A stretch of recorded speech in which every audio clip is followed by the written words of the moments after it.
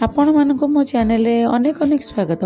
आज आपण मानक संगे शेयर करने नहीं कि मिठा पलौ पूजा व्रत यहाँ बन खाई पारे।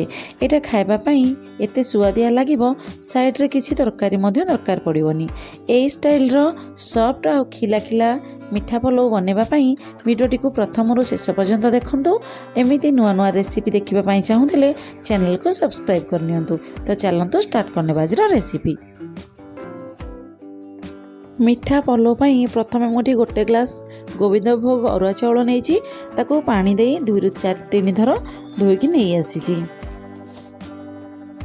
मिठा पलौ पाई आम ये काजू 10 ରୁ 15टा, किसमिस किछि, डालचीनी 4 ରୁ 5 खंड, गुजराती 2टा, अलैच गोटे एवं स्टार फ्लावर गोटे, लवंग 8 ରୁ 10टा, किछि गोलमरीच और तेजपत्र 2टा। एबे आमे मिठा पलौ पाई ये गोटे पितल बासन व्यवहार करी।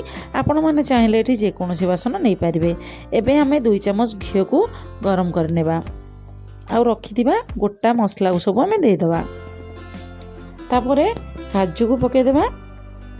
काजू टिके भाजी हो गला परे आमे किसमिस को पकेबा।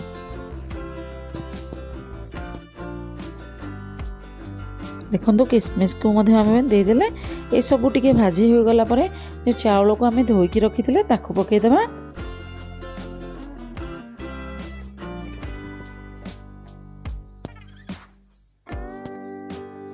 ये तेजपत्र 2टा आम देदेबा और चाउल को किसी समय भाजी नेबा।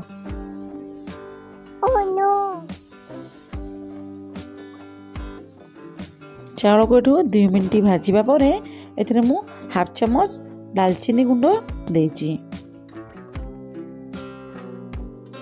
तापर आमे एको भलो भाबरे मिक्स करनेबा।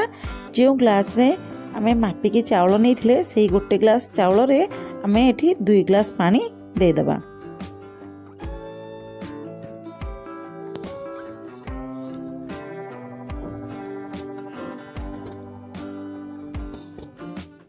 दो ग्लास पानी आमे देला परे एथरे मु हाफ कप चीनी नहीं।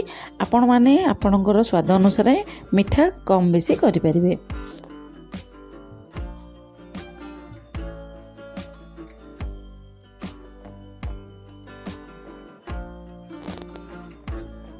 एबे याको भलो भाबरे मिक्स करनेबा आ कवर करनेबा। गैस रो फ्लेम को आमे एठी लो रे रखिबा।